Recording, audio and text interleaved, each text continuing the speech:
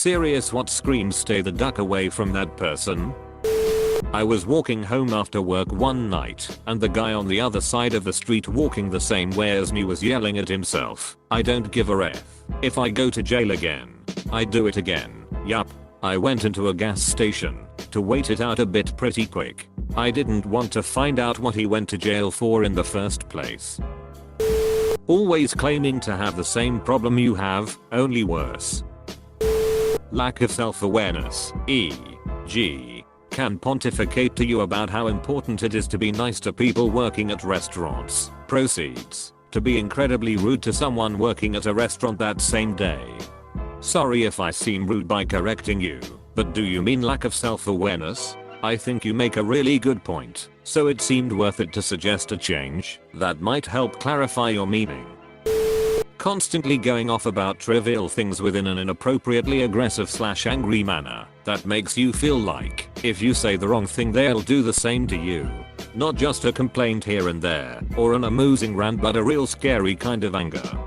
This makes me nervous because I like to do these really long overdramatic rants usually during work times for boring classes about things that I don't actually feel that strongly about, but complain about it in a super dramatic manner that is meant to be funny. Like it's almost like the idea of having such a strong opinion is the basis of the joke that just goes on, and some people get it and think it's funny like me, but others just think I'm being genuine and try to explain why someone would disagree. Like, no my dude, I understand. It's just for the funnies. IDK if this is a type of thing you are talking about or not, but it's just my side of a similar situation.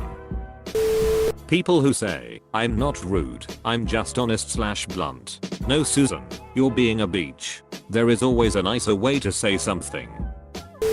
If they are cruel to animals, or if they don't teach their children to be kind to animals. This is a well-known pattern in the lives of serial killers. Not that everyone cruel to animals will become a serial killer, but every serial killer has a history of animal abuse. If they don't know boundaries. Guy on my campus flipped up the hood on my jacket when I had just met him. I put it back down and told him not to touch me. He kept doing it and asked why not. Doesn't matter why. If someone tells you not to do something, don't. Few months later he got in trouble for stalking a different girl, has now dropped out. Trust your gut. Edit. A couple people have questioned this, so let me add, I should rephrase. It's not about not comprehending social cues. I should have said pushing boundaries. There's more to this. Guy did flipped my hood when I'd only met him like an hour before and kept doing it, but would stop if my guy friend was around. It wasn't playful. Got some bad vibes. Same dude later became same friend's roommate. Friend told me that creep dude had throwing knives and knives of an illegal size for our state. He'd also say the girl he stalked would get her reckoning for getting him into trouble. He would just bring her up randomly when no one had been talking about it or anything remotely related. Don't ignore if someone happens to make really creepy or too far comments. Back in college I was hanging out with a few people, and one chick I knew fell asleep on the couch. This one guy that no one there really knew started staring at her a tad too long and remarked to me, "She's so cute when she's sleeping," without looking away. I made damn sure to keep an eye on him until he left. He was expelled from campus a couple weeks later for multiple counts of sexual assault. If you're texting/messaging and they ask a question, and a few moments later, if you haven't answered yet, they say something like, "Haha, guess not," or "Okay, I guess I talk to you later," then, especially if you've never been known to ignore someone's messages. It's a small thing, but I've seen firsthand how it opens up patterns of passive aggressiveness and manipulation. If someone talks to you about how shitty they are as a person, you should believe them, even if they seem nice and friendly to you. Also, if you see someone be shitty to someone else, they will eventually be shitty to you. Source: I'm kind of a ducked up person.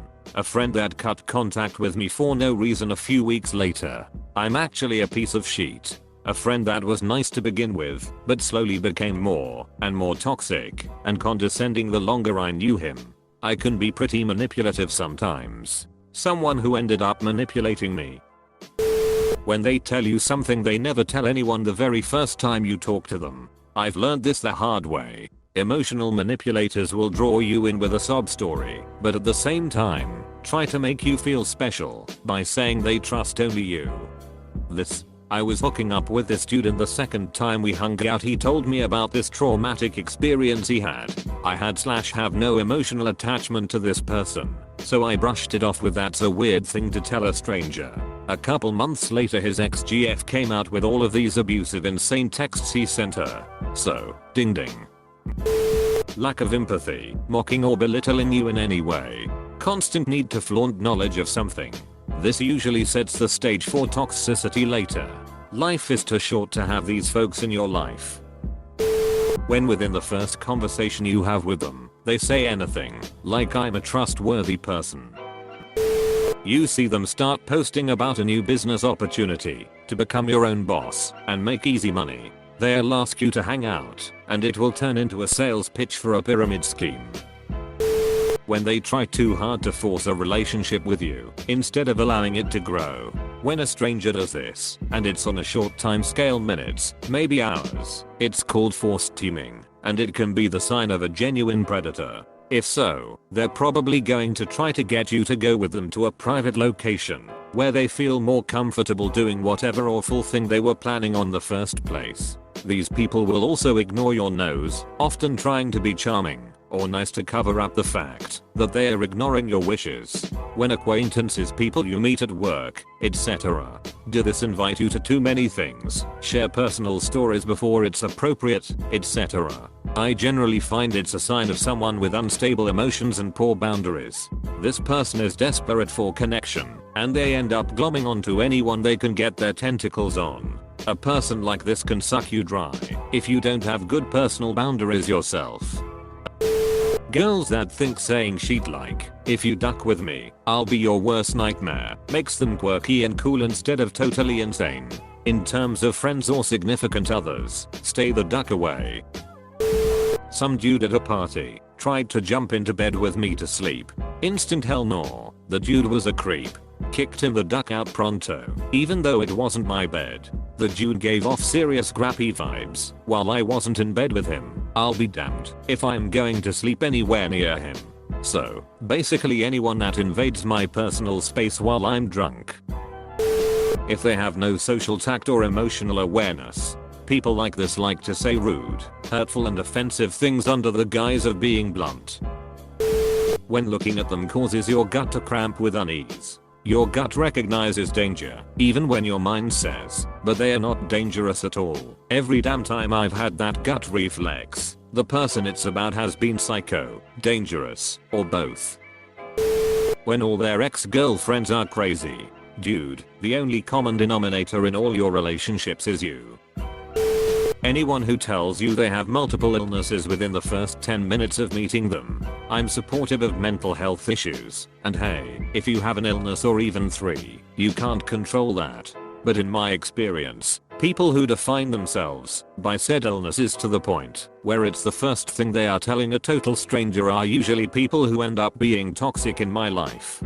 I usually wait until me and the other party reach that point of long term, or if long term is coming into play. I used to be really bad about blabbing everything really early because I was afraid of being abandoned when it came out, but I had some amazing counseling that helped me to learn good boundaries and relationship building. I still think it's important for my inner circle to know I'm not okay, but I now understand that if they run from me because of a diagnosis, they weren't meant to be in my inner circle. Being the buff and possibly mentally disturbed silent guy that likes swing a ducking sledgehammer and breaking down walls all day long.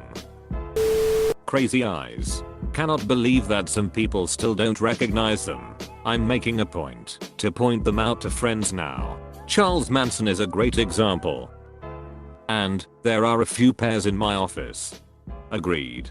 Just look at every mugshot/photo plastered on the news of the people who have committed mass shootings or the mugs of serial killers. Often the eyes are dead looking, dull and glazed over. Lights on and nobody's home. Rarely do you see a healthy sparkle.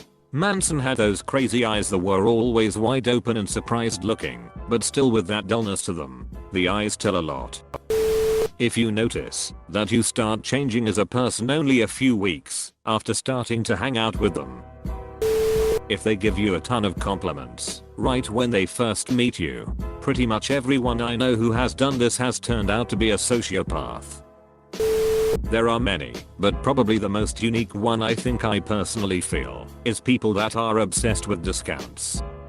Never had a good experience with those people. They give money too much importance. Not to say that the only conversations I can have with those people is about things they bought extra cheap. We must run in different circles. The only people I know that are obsessed with discounts are those who can't afford to not be.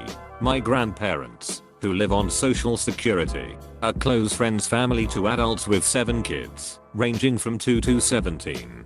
Yeah, sure, if all a person talks about is discounts, that's a warning sign. But never conflate with a person who is aggressively frugal by choice with a person who is aggressively frugal by necessity. They are two different animals.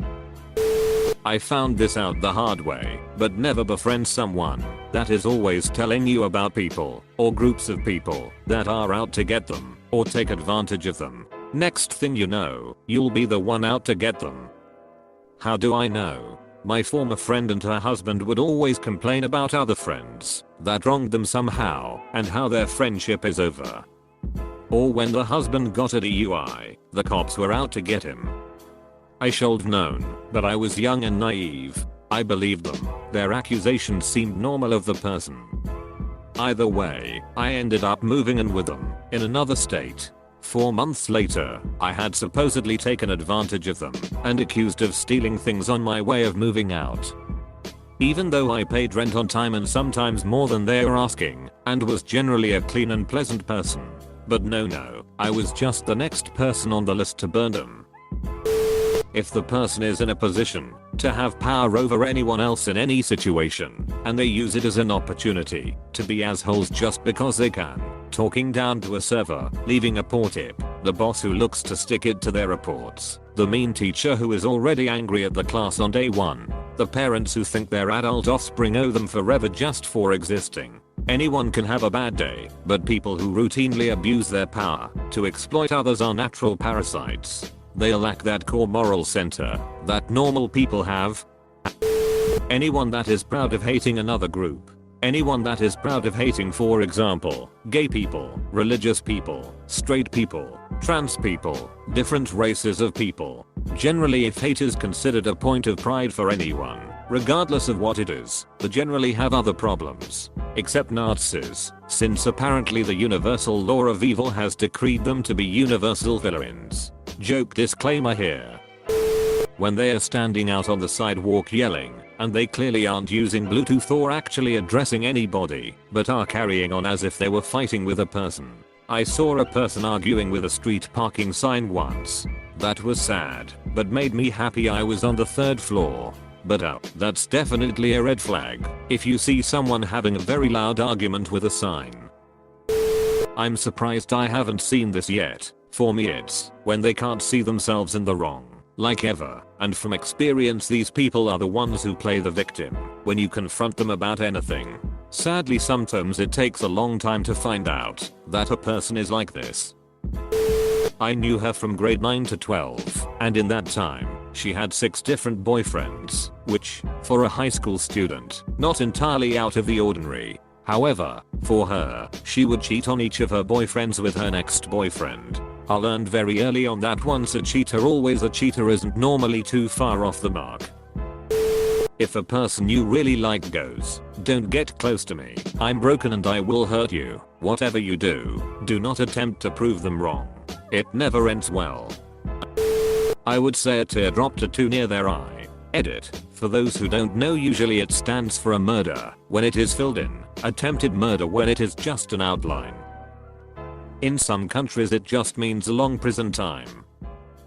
I have a hotel guest with 6 teardrops, 4 filled in, 2 outlined. I will never tell him no. There's a guy at my job.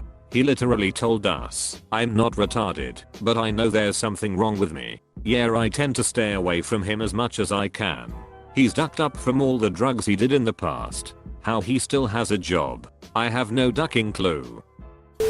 Mumbling to themselves as they throw their tantrum in public. I don't look at them and just go on about my business. Granted, I have PTSD, so I stay aware, just not nautically looking.